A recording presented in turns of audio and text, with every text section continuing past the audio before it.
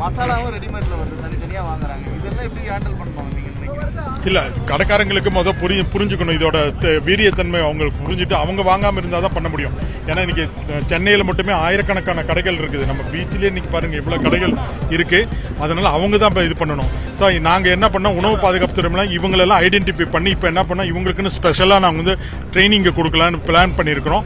Because இந்த பானிபூரி கடைக்காரங்க தான் நிறைய குழந்தைகள் சாப்பிட்றதுனால இதுக்குன்னே தனியாக நம்ம ட்ரைனிங் கொடுக்கலாம். அவங்களுக்கு ஒரு பானிபூரி கடைனா எப்படி இருக்கணும், என்ன மாதிரி பொருள் செய்யணும், அந்த பொருளை எப்படி வந்து அவங்க பத்திரமா பாதுகாத்து மக்கள் கையில் வந்து கிளவுஸ் போட்டு மாஸ்க் போட்டு பண்ணணும். அந்த பேசிக் ட்ரைனிங் நம்ம கொடுக்கணும். அந்த பானிபூரியை எப்படி ஹேண்டில் பண்ணணும்ன்றத சொல்லுங்க. நம்மளே எத்தனை நாளுக்குள்ள இந்த ரிசல்ட் வரும், எங்க அனுப்புறீங்க? இங்கே வந்து நாங்கள் லேபுக்கு தான் அனுப்புகிறோம். எல்லாம் NABL லேபில் கவர்மெண்ட் லேபுக்கு தான் அனுப்புகிறோம். அது பார்த்தீங்கன்னா கிட்டத்தட்ட ஒரு 3 to 4 நாள் ஆகலாம். ஏன்னா அதில் வந்து க்ரோத்து நாங்கள் பார்க்க போகிறோம்.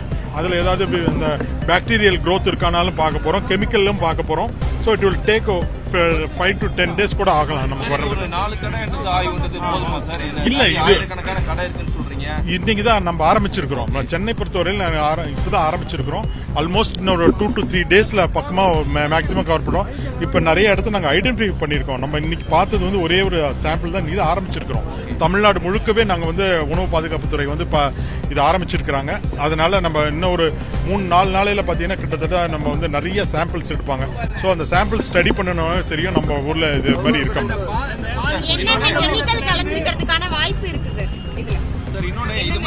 பார்த்தா தான் சொல்ல முடியும், நமக்கு தெரியல. நமக்கு என்ன கோயில் எல்லா இடத்துலயும் மக்கள் கூடுற இடத்துல சும்மா ஒரு ஆள் மட்டும் வச்சு நிக்கிறாரு. அவங்கலாம் என்ன எப்படி பண்ண போறாங்க? இல்ல அது அந்தந்த ஏரியாவில் இருக்கக்கூடிய அவங்க ஆஃபீஸர்ஸ் இருக்காங்க, ஃபுட் சேஃப்டி ஆஃபீஸர்ஸ் இருக்காங்க. அவங்க வந்து அந்த ஏரியாவை ஐடென்டிஃபை பண்ண சொல்லியிருக்காங்க. எங்கெல்லாம் மக்கள் கேதரிங் இருக்கோ அந்த இடத்துல பானிபூரி கடை இருந்ததுன்னா உடனடியாக அவங்க பாருங்க. நீங்க சந்தேகப்பட்டீங்கன்னா கண்டிப்பாக அதுல சாம்பிள் எடுங்கன்னு நாங்க வந்து சொல்லியிருக்கிறோம். ஸோ எங்களோட ஆஃபீஸர்ஸ் அது மாதிரி பண்ணுவாங்க. மக்கள் வந்து பார்த்தோம்னா இந்த மாதிரி சாப்பிடும் பொழுது குழந்தைங்களை வந்து ஹைஜீனிக்கா அவங்க வந்து கொடுக்குறாங்களான்னு பாருங்க. அந்த குண்டாக்குள்ள கையை விட்டு இல்ல அந்த பானிபூரி எல்லாம் கையிலே வெறும் கையிலே எடுத்து கொடுக்குறாங்களா அப்படின்னு மட்டும் பாருங்க. அந்த மாதிரி இருந்ததுன்னா கண்டிப்பா வந்து சாப்பிட வேண்டாம். அதே மாதிரி அந்த பானி வந்து பாத்தீங்கன்னா வெரி கலர்ஃபுல்லா இருக்கும், ரொம்ப ஹெவி கலரா இருக்கும். அந்த மாதிரி இருந்ததுன்னா பண்ணலாம். ஏன்னா பானி தயாரிக்கிற பொழுது பாத்தீங்கன்னா அதுல கொத்தமல்லி, புதினா, மிளகாய் போட்டு அதுதான் நம்ம இது பண்ணுவாங்க.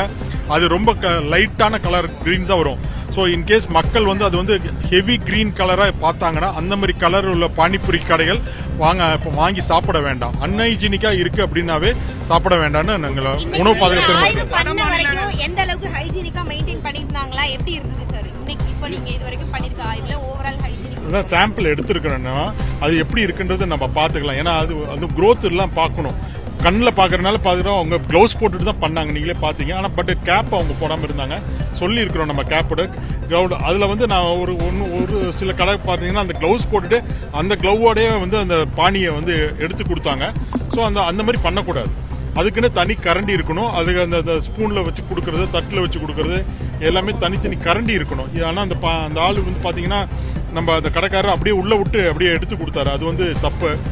ஏன்னா அதை டெஸ்ட் பண்ணோம்னா கண்டிப்பாக அது வந்து பாசிட்டிவாக தான் வரும். அதில் வந்து சாப்பிடக்கூடாதுன்னு வரும். ஓகே, இப்போ மக்கள் பானிபூரி சாப்பிடலாமா இல்லையா அதை மட்டும் சொல்லுங்க. சுகாதாரமான பானிபூரி தாராளமாக சாப்பிடலாம் அவங்களுக்காக. ஓகே.